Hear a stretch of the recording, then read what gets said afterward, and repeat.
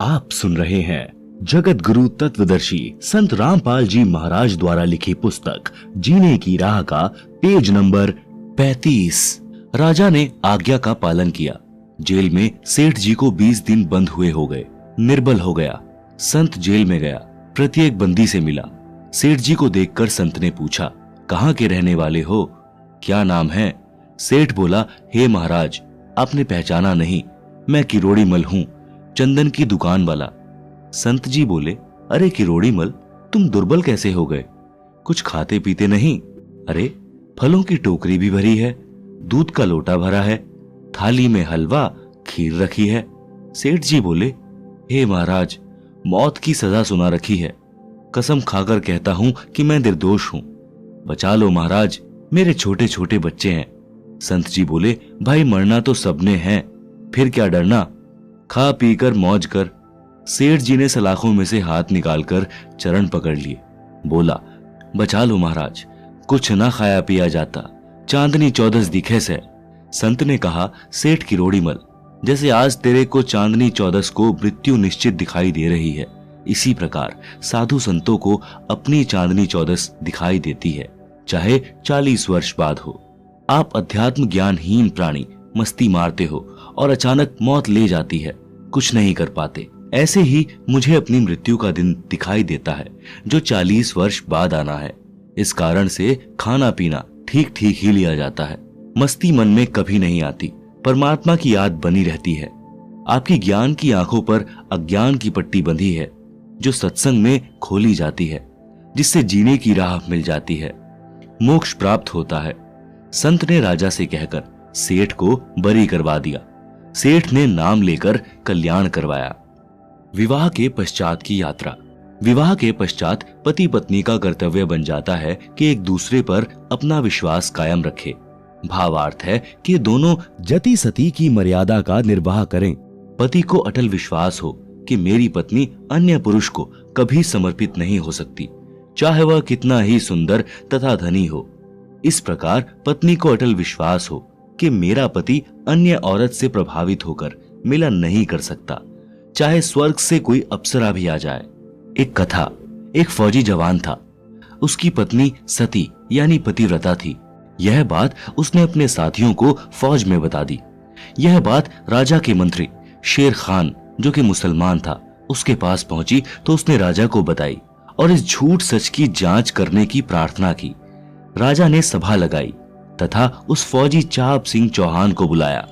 सभा में राजा ने पूछा कि आप कह रहे हो कि आपकी पत्नी पतिव्रता है, वह अन्य पुरुष से किसी लालच में मिलन नहीं कर सकती। फौजी चाप सिंह ने कहा कि यह 100% सत्य है।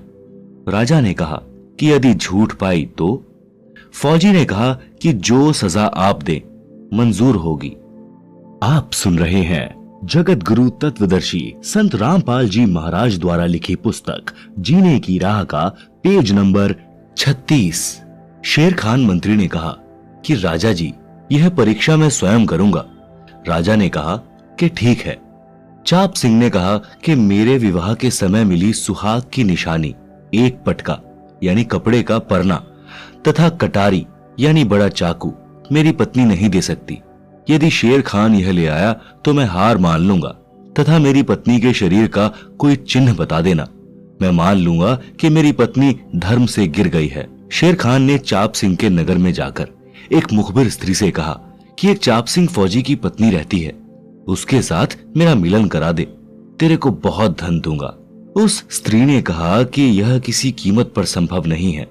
फिर शेर खान ने कहा कि किसी तरह उसके घर से विवाह में मिलने वाली सुहाग की निशानी, पटका तथा कटारी ला दे, चाहे चुरा कर ला दे, तथा चाप सिंह की पत्नी सोमवती के गुप्तांग के पास या जांग सांथल पर कोई निशान हो तो वह पता कर दे। वह स्त्री मेहमान बनकर चाप सिंह की नकली बुआ बनकर सोमवती के घर गई। सोमवती के विवाह के समय तथा पश्चात चाप सिंह की बुआ आई नहीं थी। बीमार होने के कारण विवाह में भी नहीं आ सकी थी। कई दिन रुकी। सोमवती को स्नान करते देखा तो निकट जाकर उसके सुंदर शरीर की प्रशंसा के बहाने अंग अंग देखा। सोमवती के गुप्तांग के पास एक बड़ा तिल था। यह सब निशानी देखकर मुखबिर पटका तथा कटारी चुरा कर ले गई और शेर खान मंत्री ने राजा को बताया कि मैं उसके साथ मिलन करके आया हूँ। उसकी जांग में काला तिल है। यह सुहाग की वस्तु पतिव्रता किसी को नहीं देती। मेरे प्रेम में तथा धन के लालच में मेरे को दी है। राजा ने सभा लगाई, चाप सिंह को बुलाया, कहा कि यह पटका तथा कटारी किसकी है। चाप सिंह ने ध्यान से देखा तथा स्वीकारा कि मेरी है। शेर खान ने कहा कि और बताऊं? सुन, तेरी पत्नी की दाई जांग पर गुप्तांग के पास काला तिल है। चाप सिंह ने कहा कि यह सब सत्य है, परंतु मेरी पत्नी अपने धर्म से नहीं गिर सकती। राजा ने कहा कि तू अब भी वही रट लगा रहा है, तू झूठा है। तेरे को आज से 1 महीने बाद फांसी दे दी जाएगी। तेरी जो अंतिम इच्छा हो वह बता। चाप सिंह ने कहा कि मैं अपनी पत्नी से मिलना चाहता हूँ। राजा ने आज्ञा दे दी। चाप सिंह अपनी पत्नी के पास गया, उसको बेवफाई के कारण ऊंच नीच कहा और बताया कि मेरे को उस दिन तेरे कारण फांसी लगेगी। सोमवती ने बताया कि आपकी बुआ का नाम लेकर एक स्त्री आई थी। उसने मेरे अंग का चिन्ह देखा तथा पटका और कटारी चुरा कर ले गई। चाप सिंह ने बताया कि मंत्री शेर खान आया था, उसने यह सब षड्यंत्र रचा है। चाप सिंह वापस लौट गया। फांसी वाले दिन से 1 सप्ताह पहले सोमवती राजा की नगरी में एक नर्तकी यानी नाचने वाली बनकर गई और राजा को नृत्य दिखाने के लिए कहा। राजा ने आज्ञा दे दी। पूरे सभासद उपस्थित थे। मंत्री शेर खान भी उपस्थित था। नर्तकी के नृत्य से राजा अति प्रसन्न हुआ तथा नर्तिका से कहा कि मांगो, क्या मांगती हो? मैं अति प्रसन्न हूँ। नर्तकी ने कहा कि वचनबद्ध हो जाओ, तब मांगूंगी। आप सुन रहे हैं जगत गुरु तत्वदर्शी संत रामपाल जी महाराज द्वारा लिखी पुस्तक जीने की राह का पेज नंबर 37। राजा ने कहा कि राज्य के अतिरिक्त कुछ भी मांग, मैं वचनबद्ध हूँ। नर्तकी ने कहा कि आपकी सभा में मेरा चोर है, मेरे घर से चोरी करके लाया है। शेर खान मंत्री नाम है, उसको फांसी की सजा दी जाए। शेर खान ने राजा से पूछा कि बता शेर खान, कितनी सच्चाई है? शेर खान बोला कि हे परवरदिगार, मैंने तो इस औरत की आज से पहले कभी शक्ल भी नहीं देखी थी। तब सोमवती ने कहा कि यदि आपने मेरी शक्ल भी नहीं देखी थी तो ये पटका और कटारी किसके घर से लाया? मैं उस चाप सिंह की पतिव्रता पत्नी हूँ जिसे तेरी झूठ के कारण फांसी दी जा रही है। चाप सिंह को बुलाया गया। राजा ने चाप सिंह को आधा राज्य सौंप दिया और क्षमा कर दिया तथा शेर खान मंत्री को फांसी की सजा दी गई। धन्य है ऐसी बेटियां जिन पर नाज है भारत को। गरीब दास जी को परमेश्वर कबीर जी ने बताया था कि तुरा न तीखा कूदना, पुरुष नहीं रणधीर, नहीं पद्मनी नगर में या मोटी तकसीर।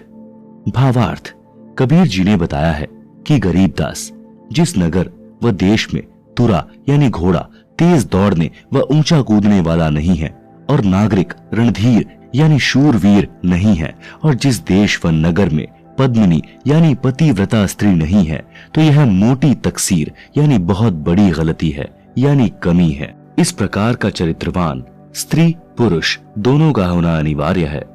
विवाह के पश्चात ससुराल में कुछ लड़कियां सर्व श्रृंगार करती हैं, सज धज कर गलियों से गुजरती हैं, अजीबो गरीब हरकत करती हैं, असहज लगने वाले भड़कीले चमकीले वस्त्र पहनकर बाजार या खेतों में या पानी लेने नल या कुएं पर जाती हैं। उनका उद्देश्य क्या होता है? स्पष्ट है कि अपने पति के अतिरिक्त अन्य पुरुषों को अपनी ओर आकर्षित करना, अपनी सुंदरता तथा वैभव का प्रदर्शन करना, जो एक अच्छी बहू बेटी के लक्षण नहीं है। यदि कहें कि पति को प्रसन्न करने के लिए ऐसा करती है तो वे घर तक ही सीमित रहती तो अच्छा होता, परंतु ऐसे लक्षण मन में दोष के प्रतीक होते हैं। साधारण वस्त्र पहनने चाहिए, चाहे महंगे हों चाहे सस्ते। बहन बेटी बहू की नजर सामने 12 फुट तक रहनी चाहिए। चलते बैठते उठते समय ध्यान रखें कि कोई ऐसी गतिविधि न हो जाए जो किसी के लिए उत्प्रेरक हो। स्त्री का गलत अदा यानी गतिविधि से लफंडर लोगों का हौसला बढ़ता है, वे परेशान करते हैं। महिला का हंस हंस कर बातें करना उत्प्रेरक तथा असभ्य होता है, जो सामाजिक बुराई है। जैसे बहन बेटी बहू यानी युवती अपने परिजनों के साथ रहती है, ऐसा ही आचरण घर के बाहर होना चाहिए। उसकी प्रशंसा सभ्य समाज किया करता है। अन्य युवाओं को उसका उदाहरण बताते हैं। यदि पेट्रोल को चिंगारी नहीं मिलेगी तो वह विस्फोटक नहीं होता। आप सुन रहे हैं जगत गुरु तत्वदर्शी संत रामपाल जी महाराज द्वारा लिखी पुस्तक जीने की राह का पेज नंबर 38। इसके विपरीत उपरोक्त गतिविधि करना समाज में आग लगाना है। यह बात युवतियों तथा युवाओं दोनों पर लागू होती है। जवानी बारूद की तरह होती है। यदि कोई चिंगारी लग जाए तो सर्वनाश हो जाता है। यदि चिंगारी नहीं लगे तो वर्षों सुरक्षित रहती है। प्रत्येक पुरुष चाहता है कि मेरी बेटी, बहन, बहू अच्छे चरित्र वाली हो। गांव नगर में कोई यह न कहे कि उनका खानदान ऐसा वैसा है।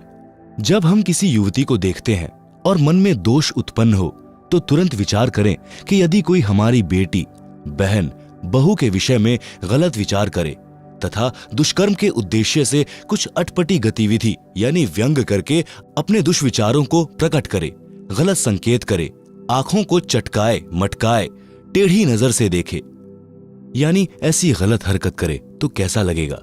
उत्तर स्पष्ट है कि टांगे तोड़ देंगे। जो निर्बल हैं वो एकांत में बैठकर रोएंगे। उस समय विचार करें कि जैसा दर्द अपने होवे ऐसा जान बिराने, जो अपने सो और के एक है पीड़ पिछाने। कबीर जी कहते हैं, पर नारी को देखिए बहन बेटी के भाव, कह कबीर काम नाश का यही सहज उपाय। समाधान। परमेश्वर कबीर जी ने बताया है कि यौन उत्पीड़न के प्रेरक फिल्में जिनमें नकली बनावटी कहानियां तथा अदाएं दिखाई जाती हैं, जिनको देखकर जवान बच्चे उसी की नकल करके बेशर्म होने लगते हैं।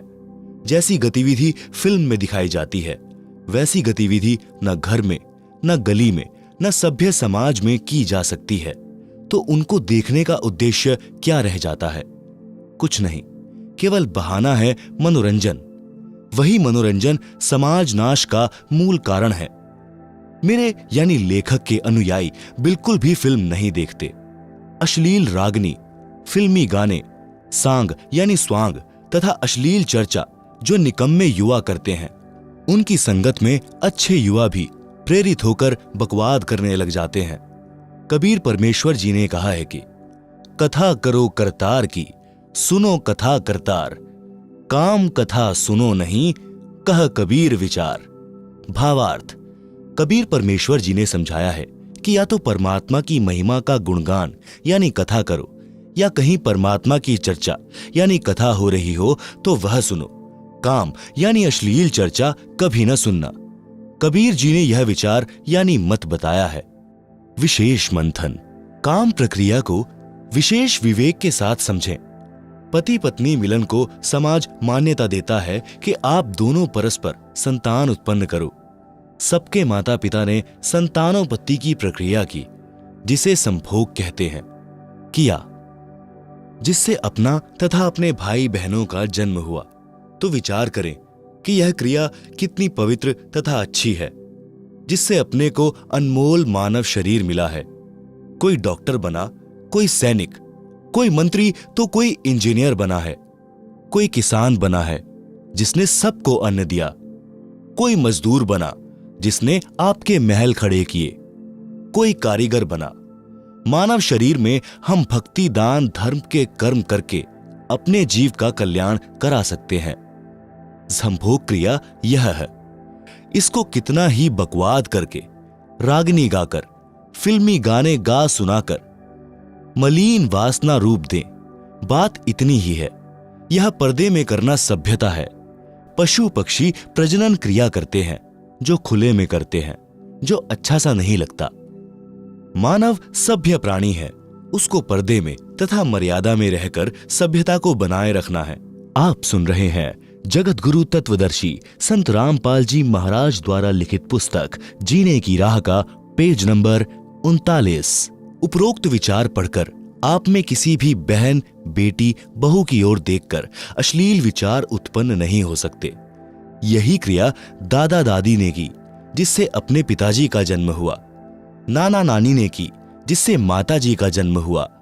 जिन माता पिता ने अपने को उत्पन्न किया, पाला पोसा, कितने अच्छे हैं अपने माता पिता, जिनकी उत्पत्ति भी काम क्रिया से हुई।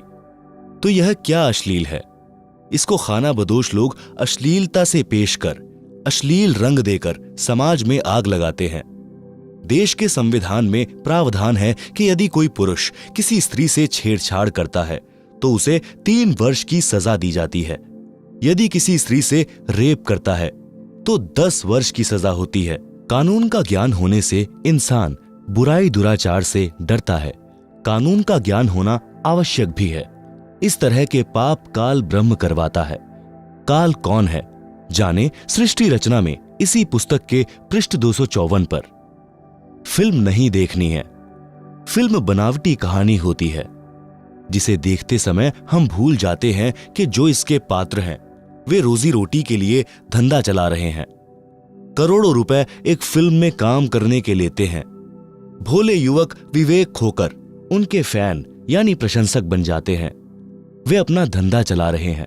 आप मूर्ख बनकर सिनेमा देखने में धन व्यर्थ करते हैं। जिस हीरो हीरोइन के आप फैन बने हैं, आप उनके घर जाकर देखें। वे आपको पानी भी नहीं पिलाएंगे। चाय खाना तो दूर की कौड़ी है। विचार करें कि मैं लड्डू खा रहा हूं और आप देख रहे हो। आप कह रहे हो कि वाह, लड्डू बड़े स्टाइल से खा रहा है। आपको क्या मिला? यही दशा फिल्मी एक्टरों तथा दर्शकों की है। हमने अपनी सोच बदलनी है। जैसे हम अश्लील मूर्तियां देखते हैं तो अश्लीलता उत्पन्न होती है, क्योंकि उस उत्तेजक मूर्ति ने अंदर चिंगारी लगा दी, पेट्रोल सुलगने लगा। ऐसी तस्वीरों को तिलांजलि दे दें। जैसे हम देशभक्तों की जीवनी पढ़ते हैं और मूर्ति देखते हैं तो हमारे अंदर देशभक्ति की प्रेरणा होती है। ऐसी तस्वीर घर में हो तो कोई हानि नहीं। आप सुन रहे हैं जगत गुरु तत्वदर्शी संत रामपाल जी महाराज द्वारा लिखित पुस्तक जीने की राह का पेज नंबर 40। यदि हम साधु संत, फकीरों तथा अच्छे चरित्रवान नागरिकों की जीवनी पढ़ते सुनते हैं तो सर्वदोष शांत होकर हम अच्छे नागरिक बनने का विचार करते हैं। इसलिए हमें संत तथा सत्संग की अति आवश्यकता है। जहां अच्छे विचार बताए जाते हैं, हम अपनी छोटी सी बेटी को स्नान कराते हैं, वस्त्र पहनाते हैं। इस प्रकार सब करते हैं। वही बेटी विवाह के पश्चात ससुराल जाती है। अन्य की बेटी हमारे घर पर बहू बनकर आती है। अब नया क्या हो गया? यह शुद्ध विचार से विचारने की बात है। इस प्रकार विवेक करने से खानाबदोश विचार नष्ट हो जाते हैं। साधु भाव उत्पन्न हो जाता है। समाचार पत्रों में भी इतनी अश्लील तस्वीरें छपती हैं जो युवाओं को असामान्य कर देती हैं। कुछ कच्छे की प्रसिद्धि में लड़कियां केवल अंडरवेयर तथा चोली यानी ब्रेजियर पहनती हैं, जो गलत है। इसी प्रकार पुरुष भी अंडरवेयर यानी कच्छे की प्रसिद्धि के लिए केवल कच्छा पहनकर खड़े दिखाई देते हैं, जो महानीचता का प्रतीक है। इनको बंद किया जाना चाहिए। इसके लिए सभ्य संगठन की आवश्यकता है, जो संवैधानिक तरीके से इस प्रकार की अश्लीलता को बंद कराने के लिए संघर्ष करे तथा मानव को चरित्रवान, दयावान बनाने के लिए अच्छी पुस्तकें उपलब्ध करवाए, सत्संग की व्यवस्था करवाए। अच्छे विचार सुनने वाले बच्चे संयमी होते हैं। देखने में आता है कि जिस बेटी का पति विवाह के कुछ दिन पश्चात फौज में अपनी ड्यूटी पर चला गया, लगभग 8-9 महीने छुट्टी पर नहीं आता। कुछ बेटियों के पति अपने रोजगार के लिए विदेश चले जाते हैं और 3 वर्ष तक भी नहीं लौटते। वे बेटियां संयम से रहती हैं, किसी गैर पुरुष को स्वप्न में भी नहीं देखती। ये उत्तम खानदान की बेटियां हैं। पुरुष भी इतने दिन संयम में रहता है। वे बच्चे ऊंचे घर के हैं, असल खानदान के होते हैं। जो भड़वे होते हैं वे ताक झांक करते रहते हैं।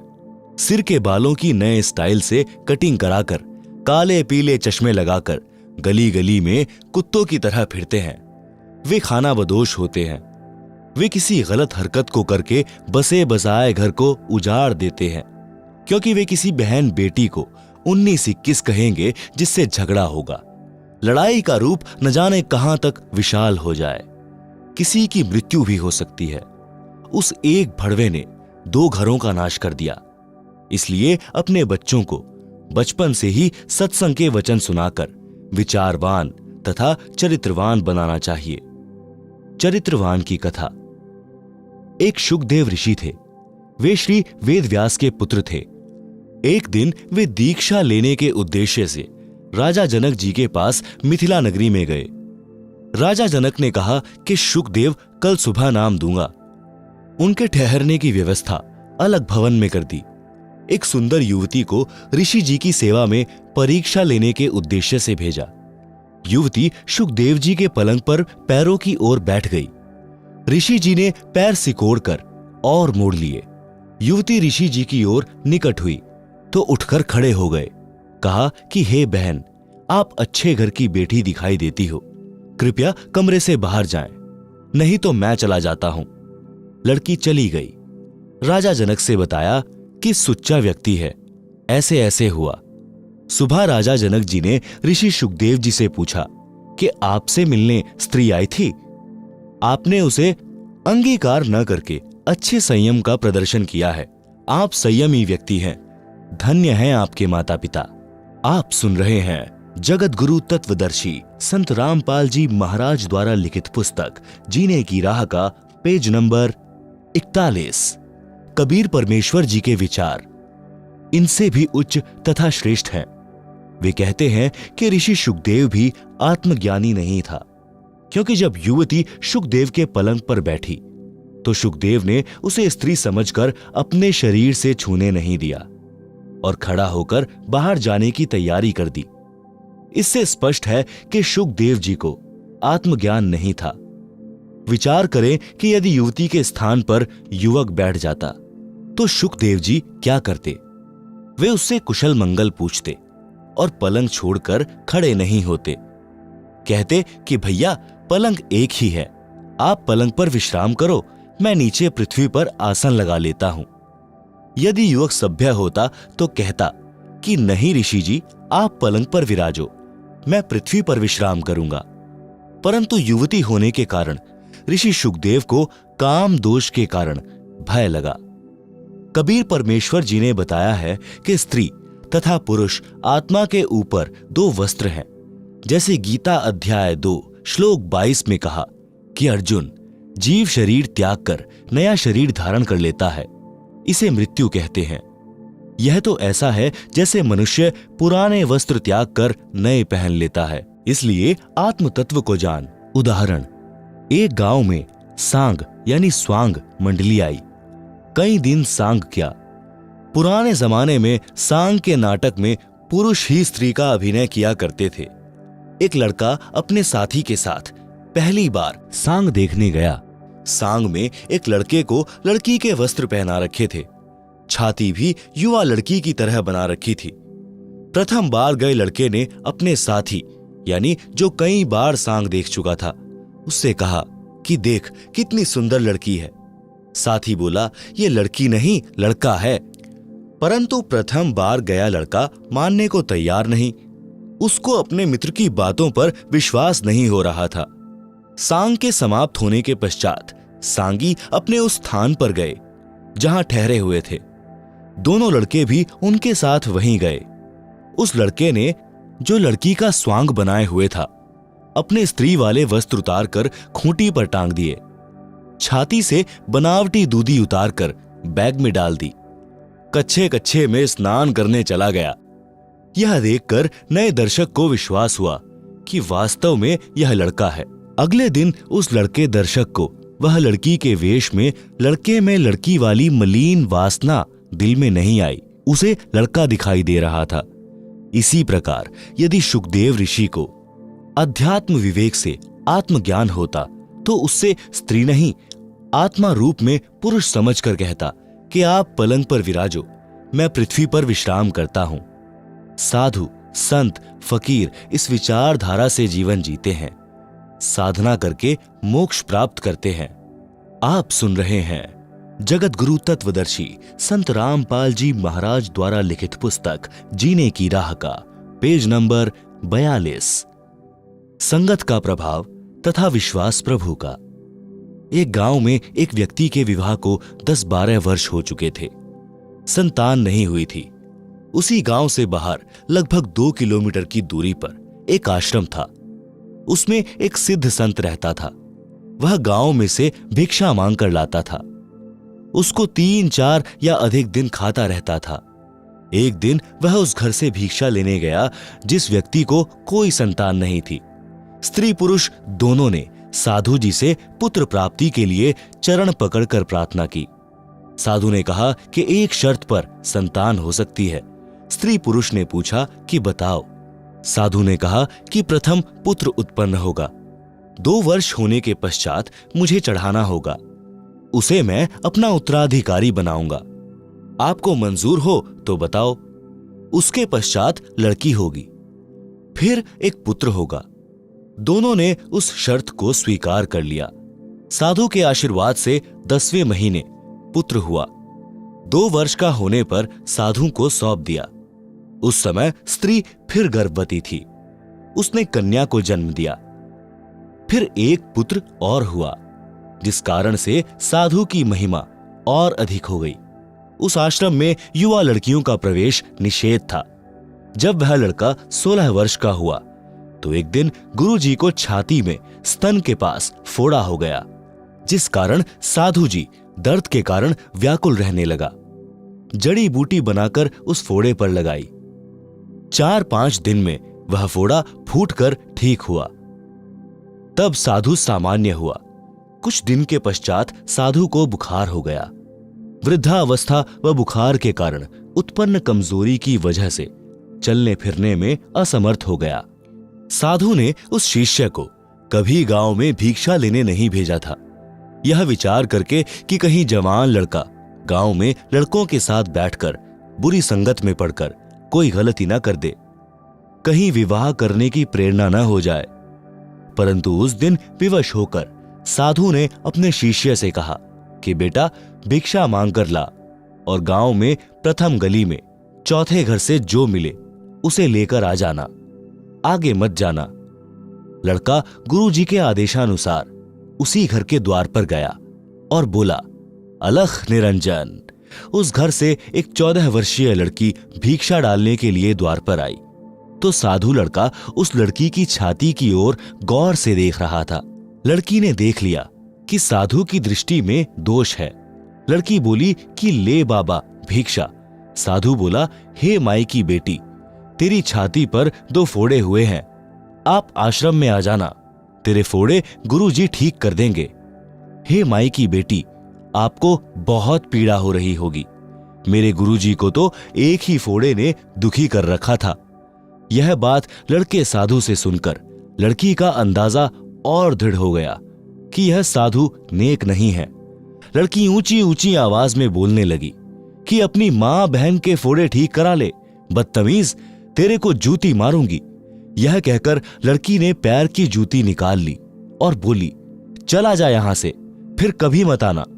शोर सुनकर लड़की की माता भी द्वार पर आई और पूछा कि बेटी क्या बात है।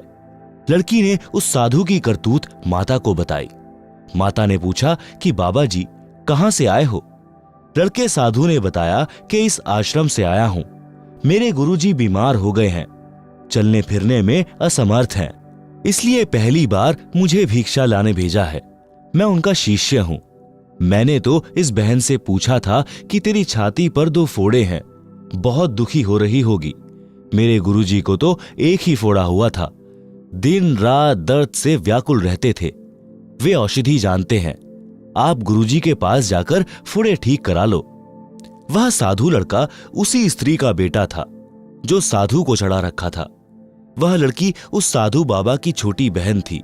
माता ने बताया कि यह तेरा भाई है जो हमने साधु को चढ़ा रखा है।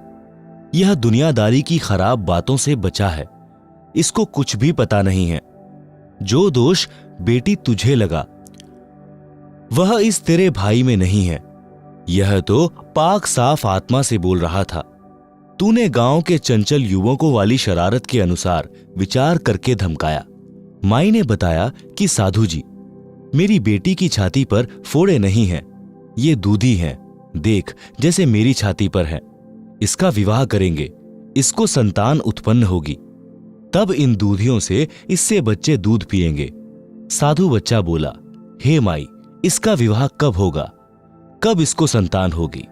माई ने बताया कि कभी 3-4 वर्ष के पश्चात विवाह करेंगे, फिर 2-3 वर्ष पश्चात संतान होगी। आप सुन रहे हैं जगत गुरु तत्वदर्शी संत रामपाल जी महाराज द्वारा लिखी पुस्तक जीने की राह का पेज नंबर 43। साधु लड़के ने आध्यात्मिक दृष्टिकोण से विचार किया कि परमात्मा को जन्म लेने वाले बच्चे की कितनी चिंता है। उसके जन्म से 7-8 वर्ष पूर्व ही दूध पीने की व्यवस्था कर रखी है। क्या वह हमारे खाने की व्यवस्था आश्रम में नहीं करेगा? हम तो गुरु शिष्य उस परमात्मा के भरोसे बैठे हैं। आज के बाद भिक्षा मांगना बंद। यह विचार कर रहा था कि माई ने पूछा, बाबा जी क्या चिंता कर रहे हो? साधु बोला कि माई, चिंता समाप्त। यह कहकर भिक्षा सहित झोली यानी थैला गली में फेंक कर आश्रम खाली हाथ आया तो गुरुजी ने पूछा कि भिक्षा क्यों नहीं लाया? झोली किसी ने छीन ली क्या? लड़के ने बताया कि गुरुजी, जब परमात्मा बच्चे के जन्म लेने से 7-8 वर्ष पूर्व ही सर्व खाने की व्यवस्था करता है तो क्या अपनी आश्रम में नहीं करेगा? अवश्य करेगा। इसलिए मैं झोली गली में फेंक आया। साधु समझ गया कि यह कामचोर रास्ते में झोली फेंक कर आ गया कि रोज भिक्षा लेने जाना पड़ेगा। साधु विवश था, कुछ नहीं बोला। सोचा कि कल मैं दुखी सुखी होकर जैसे तैसे स्वयं भिक्षा लाऊंगा। जब साधु बालक झोली तथा भिक्षा गली में फेंक कर आश्रम में चला गया तो परमात्मा ने नगर के कुछ व्यक्तियों में प्रेरणा की कि बड़े बाबा अस्वस्थ हैं। छोटे बाबा को किसी ने कुछ कह दिया। वह भिक्षा व झोली दोनों फेंक कर चला गया। साधु भूखा है, बच्चा भी भूखा रहेगा। यह विचार करके अच्छा भोजन तैयार किया। खीर फुलके दाल बनाकर पहले एक लेकर पहुंचा और साधु से कहा कि छोटा बाबा जी किसी के कहने पर रुष्ट होकर भिक्षा नहीं लाया, झोली भिक्षा फेंक आया, आप भोजन खाओ। साधु ने कहा कि पहले बालक को खिलाओ। बालक बोला कि पहले गुरुजी खाएंगे फिर चेला खाएगा। साधु भोजन खाने लगा। इतने में दूसरा हलवा पूरी छोले लेकर आ गया। इस प्रकार लगभग 10 व्यक्ति गांव के यही विचार करके भोजन लेकर आश्रम में पहुंचे। चेला बोला कि वाह भगवान, हमें पता नहीं था कि आप कितने अच्छे हो, इसीलिए आपके नाम की चिंता कम, भोजन की अधिक रहती थी। गांव वालों ने नंबर बांध लिया कि एक दिन एक घर से साधुओं का भोजन भेजा जाए। ऐसा ही हुआ। आप सुन रहे हैं जगत गुरु तत्वदर्शी संत रामपाल जी महाराज द्वारा लिखित पुस्तक जीने की राह का पेज नंबर 44। शिक्षा। जैसी संगत वैसी रंगत। अपना दोष दूसरे में दिखता है। परमात्मा पर विश्वास बिना भक्त अधूरा है। मांगकर खाना भी शास्त्र विरुद्ध है, क्योंकि यदि भक्त की श्रद्धा तथा भावना सच्ची है तो परमात्मा व्यवस्था कर देता है। परंतु गृहस्थी के कर्म करके भोजन ग्रहण करना सर्वोत्तम है। साधु संत का कर्म सत्संग करना, भक्ति करना है। यदि सच्ची श्रद्धा से करता है तो उसे मांगने की आवश्यकता नहीं पड़ेगी। संत गरीबदास जी ने परमात्मा कबीर जी से प्राप्त ज्ञान से अपनी अमृतवाणी में कहा है कि वैराग प्रकरण के अंग से कुछ वाणी। गरीब नट पेरना कांजर सांशी मांगत है भटियारे, जाकी तारी लागी तत में मोती देत उधारे। गरीब द्रौपद सुता के चीर बढ़ाए बिन ही ताने काते, सकल मनोरथ पूर्ण साहिब तुम क्यों मांगन जाते। गरीब आपते आवे रत्न बराबर, मांग्या आवे लोहा, लक्षण नहीं जोग के जोगी जा बसिया बन खोहा। गरीब तू का कारण फिरे कूकरा, सतघर फिर आवे, ये तो लक्षण नहीं जोग के क्यों बाणा बिरदल जावे। गरीब जिनको आत्मज्ञान नहीं है वे मांगे रे भाई, चावल चून इकट्ठा करके ब्याज बधावे जाई। गरीब जो मांगे सो भड़वा कहिए, दर दर फिरे अज्ञानी, योगी योग संपूर्ण जिसका जो मांग न पीवे पानी। गरीब कद नारद जमात चलाई, व्यास न टुकड़ा मांग्या। वशिष्ठ विश्वामित्र ज्ञानी, शब्द विहंगम जाग्या। गरीब, कबीर पुरुष के बालद आई, 9 लख बोड़ी लाहा। केशव से बण जारे जिसके, देवै यज्ञ जुलाहा। भावार्थ, उपरोक्त वाणियों का भाव है कि जो सत्य भक्ति शास्त्र अनुकूल नहीं करते, वे साधु वेश बनाकर ऐसे मांगते फिरते हैं जैसे कुत्ता टूक रोटी के लिए 70 घरों में जाता है। जैसे अन्य जाति वाले नट पेरने, कांजर व सांशी लोग रोटी के लिए भटकते थे। यदि साधु भी ऐसे ही करता है तो उसकी साधना में त्रुटि है। परमेश्वर कबीर जी अपना दैनिक कर्म जुलाहे का करते थे तथा सत्य साधना भी करते थे। वे सत्संग भी करते थे। सत्य भक्ति करने वाले की परमात्मा कैसे सहायता करता है, यह प्रमाण स्वयं कबीर जी ने दिया है। कथा इस प्रकार है। आप सुन रहे हैं जगत गुरु तत्वदर्शी संत रामपाल जी महाराज द्वारा लिखित पुस्तक जीने की राह का पेज नंबर 45। परमेश्वर कबीर जी द्वारा काशी शहर में भोजन भंडारा यानी लंगर यानी धर्म यज्ञ की व्यवस्था करना। शेख तकी सब मुसलमानों का मुखिया अर्थात मुख्य पीर था, जो पहले से ही परमेश्वर कबीर जी से खार खाए था, अर्थात पहले से ही ईर्ष्या करता था। सर्व ब्राह्मणों तथा मुल्ला काजियों व शेख तकी ने मजलिस यानी मीटिंग करके षड्यंत्र के तहत योजना बनाई कि कबीर निर्धन व्यक्ति है, इसके नाम से पत्र भेज दो कि कबीर जी काशी में बहुत बड़े सेठ हैं। उनका पूरा पता है कबीर पुत्र नूर अली अंसारी, जुलाहों वाली कॉलोनी, काशी शहर। कबीर जी 3 दिन का धर्म भोजन भंडारा करेंगे। सर्व साधु संत आमंत्रित हैं। प्रतिदिन प्रत्येक भोजन करने वाले को एक दोहर यानी जो उस समय का सबसे कीमती कंबल के स्थान पर माना जाता था, एक मोहर यानी 10 ग्राम स्वर्ण से बनी गोलाकार की मोहर दक्षिणा देंगे। प्रतिदिन जो जितनी बार भी भोजन करेगा, कबीर उसको उतनी बार ही दोहर तथा मोहर दान करेगा। भोजन में लड्डू, जलेबी, हलवा, खीर, दही बड़े, मालपूड़े, रसगुल्ले आदि आदि सब मिष्ठान खाने को मिलेंगे। सूखा सीधा यानी आटा चावल, दाल आदि सूखे जो बिना पकाए हुए, घी बुरा भी दिया जाएगा। एक पत्र शेख तकी ने अपने नाम तथा दिल्ली के बादशाह सिकंदर लोधी के नाम भी भिजवाया। निश्चित दिन से पहले वाली रात्रि को ही साधु संत भक्त एकत्रित होने लगे। अगले दिन भंडारा होना था। परमेश्वर कबीर जी को संत रविदास जी ने बताया कि आपके नाम के पत्र लेकर लगभग 18 लाख साधु संत व भक्त काशी शहर में आए हैं, भंडारा खाने के लिए आमंत्रित हैं। कबीर जी अब तो अपने को काशी त्याग कर कहीं और जाना पड़ेगा। कबीर जी तो जानी जान थे, फिर भी अभिनय कर रहे थे। बोले, रविदास जी झोपड़ी के अंदर बैठ जा, सांकल लगा ले, अपने आप झक मारकर चले जाएंगे, हम बाहर निकलेंगे ही नहीं। परमेश्वर कबीर जी अपनी राजधानी सत्यलोक में पहुंचे।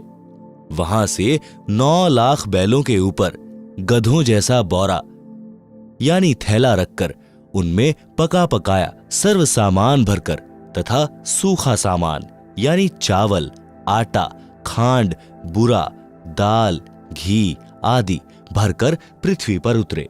सत्यलोक से ही सेवादार आए। परमेश्वर कबीर जी ने स्वयं बंजारे का रूप बनाया और अपना नाम केशव बताया। दिल्ली के सिकंदर बादशाह तथा उसका धार्मिक पीर शेख तकी भी आया। काशी में भोजन भंडारा चल रहा था। सबको प्रत्येक भोजन के पश्चात एक दोहर तथा एक मोहर यानी 10 ग्राम सोना दक्षिणा दी जा रही थी। कई बेईमान संत तो दिन में 4-4 बार भोजन करके चारों बार दोहर तथा मोहर ले रहे थे। कुछ सूखा सीधा यानी चावल, खांड, घी, दाल, आटा भी ले रहे थे। आप सुन रहे हैं जगत गुरु तत्वदर्शी संत रामपाल जी महाराज द्वारा लिखित पुस्तक जीने की राह का पेज नंबर 46। यह सब देखकर शेख तकी ने तो रोने जैसी शक्ल बना ली। सिकंदर लोदी राजा के साथ उस टेंट में गया जिसमें केशव नाम से स्वयं कबीर जी वेश बदलकर बंजारे यानी उस समय के व्यापारियों को बंजारे कहते थे के रूप में बैठे थे। सिकंदर लोधी राजा ने पूछा, आप कौन हैं? क्या नाम है? आप जी का कबीर जी से क्या संबंध है? केशव रूप में बैठे परमात्मा जी ने कहा कि मेरा नाम केशव है, मैं बंजारा हूं। कबीर जी मेरे पगड़ी बदल मित्र हैं। मेरे पास उनका पत्र गया था कि एक छोटा सा भंडारा यानी भोजन कराने का आयोजन यानी लंगर का आयोजन करना है, कुछ सामान लेते आइएगा। उनके आदेश का पालन करते हुए सेवक हाजिर है, भंडारा चल रहा है।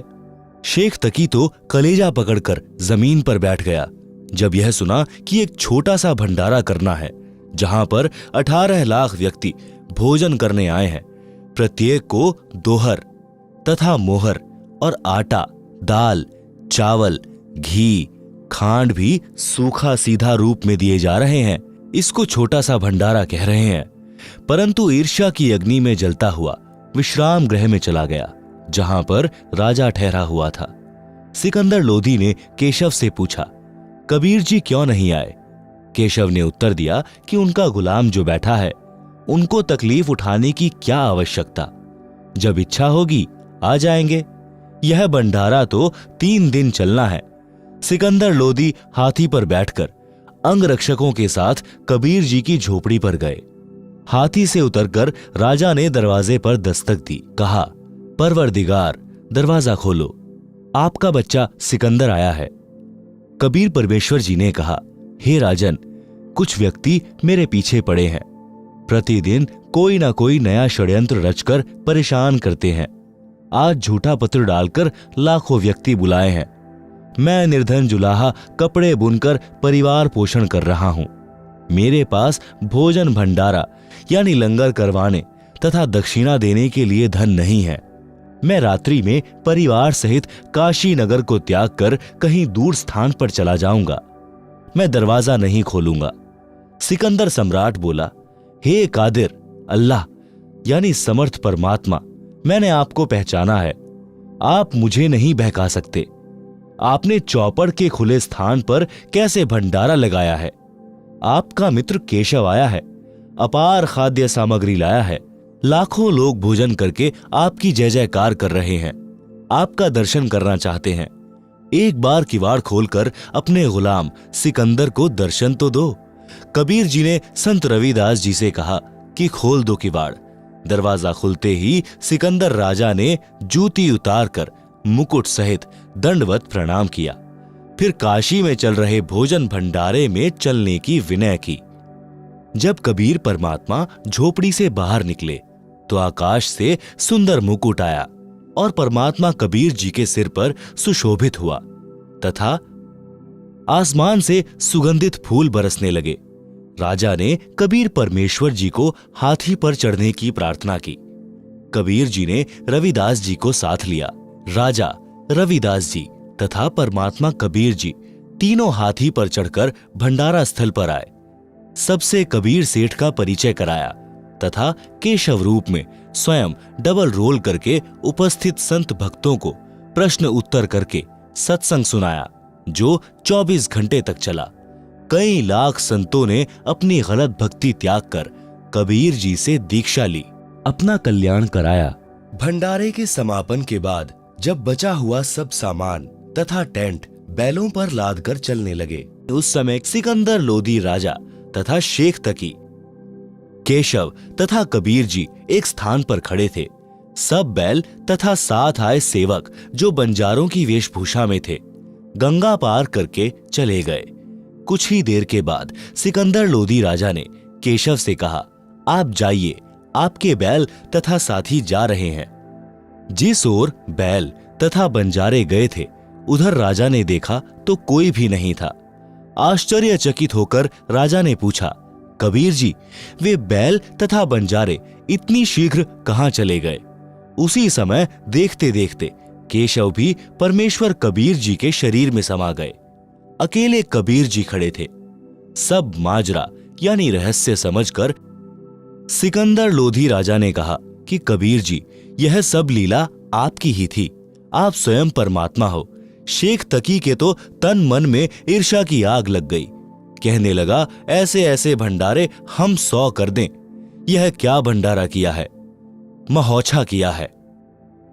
आप सुन रहे हैं जगत गुरु तत्वदर्शी संत रामपाल जी महाराज द्वारा लिखित पुस्तक जीने की राह का पेज नंबर 47।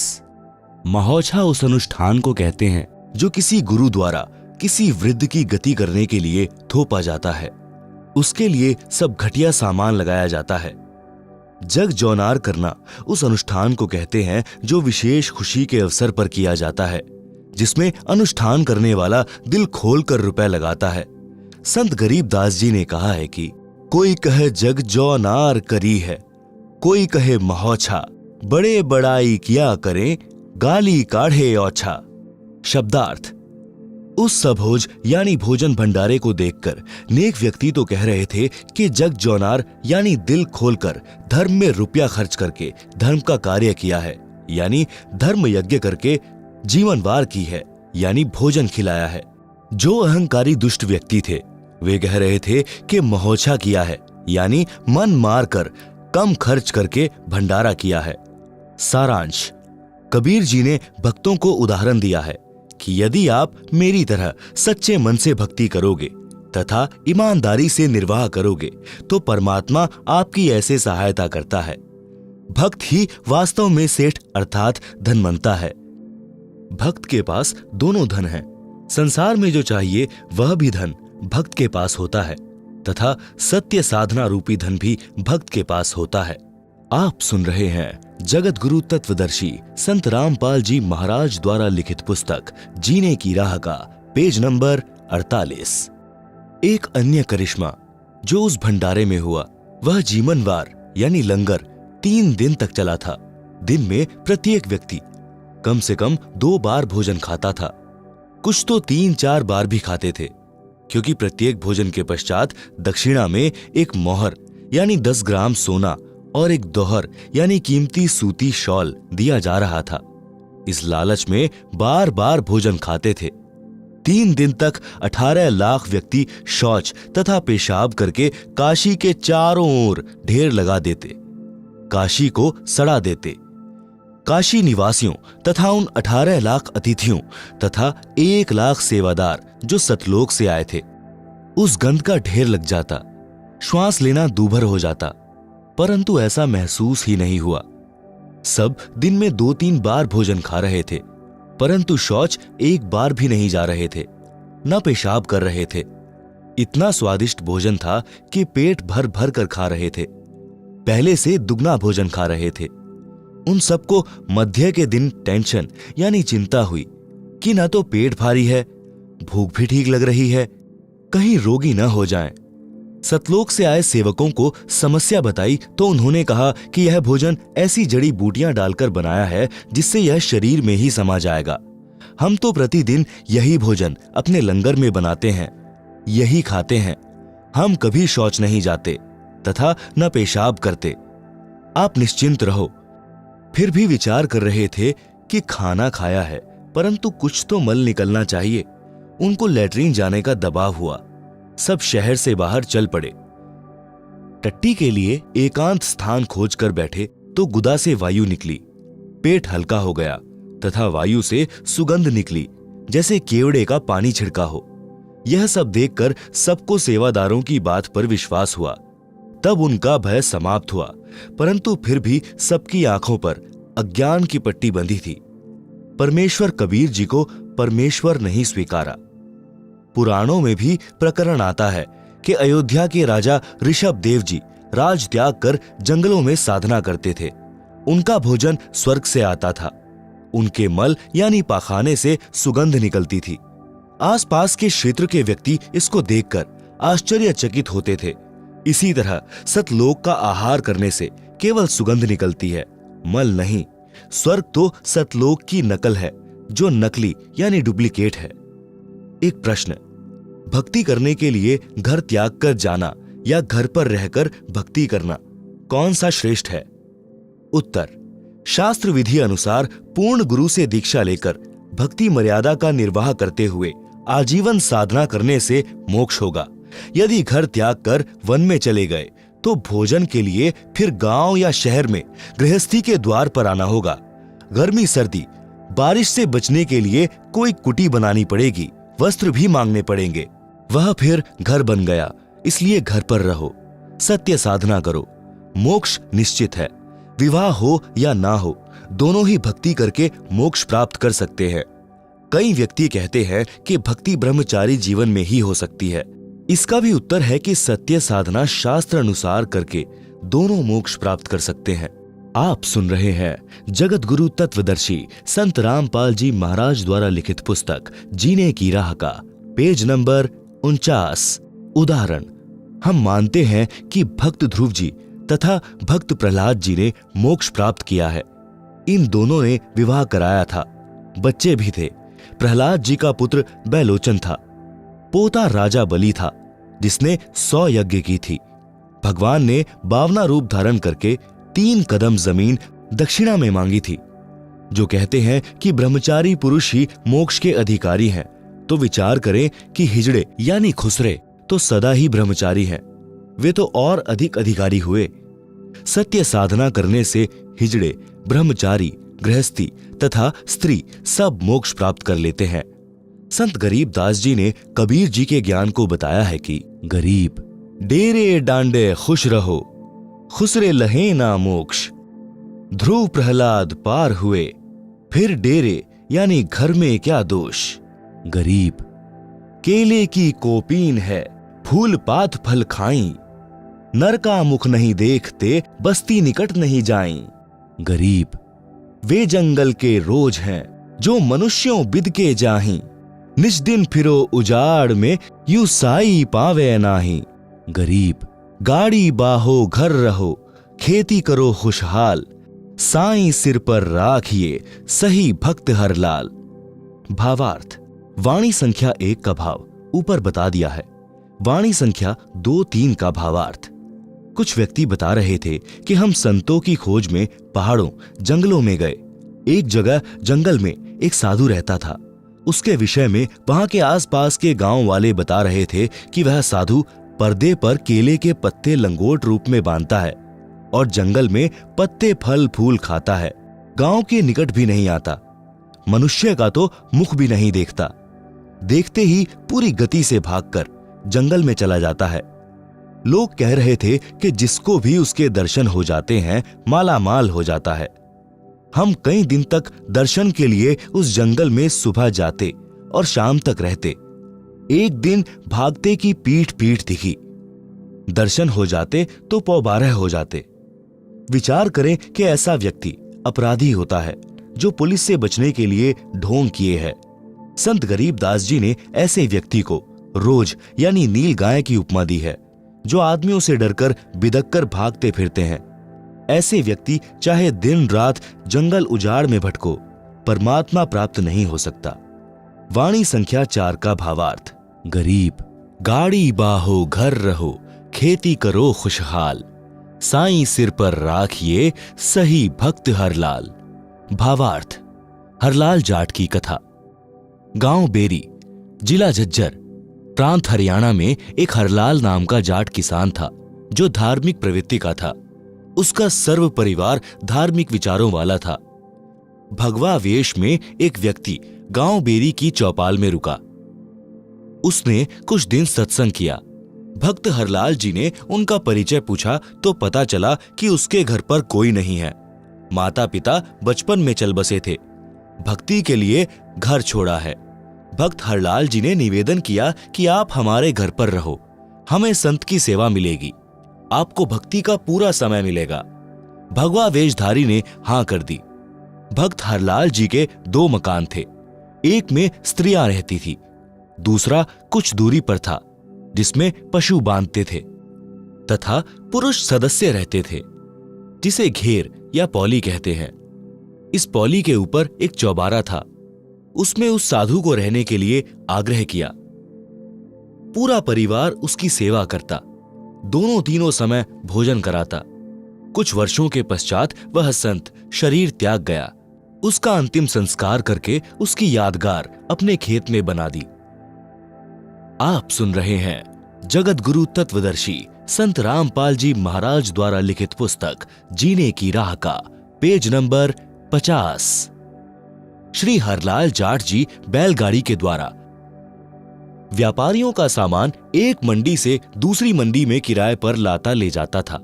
जैसे वर्तमान में ट्रक या कैंटर आदि से भाड़े पर माल एक मंडी से दूसरी मंडी में लाते ले जाते हैं। सन 1750 के आसपास का समय था जब बैलगाड़ियों द्वारा शक्कर, बूरा, चावल, गेहूं, ज्वार, गुड़, बाजरा, गवार आदि आदि को भाड़े पर ढोते थे।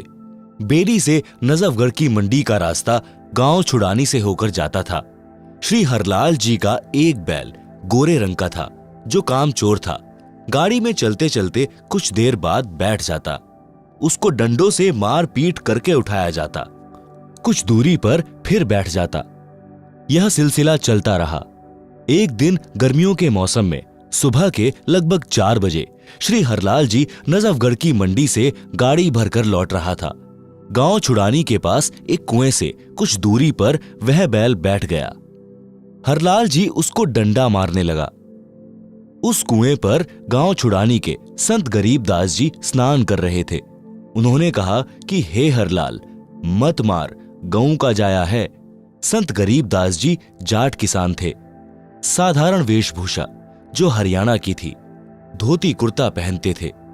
हरलाल जी बोले, भाई, इसने मेरा खून पी रखा है। आधा मील चलता है, बैठ जाता है। संत गरीबदास जी उस बैल के पास गए और उसके कान में कुछ बोला।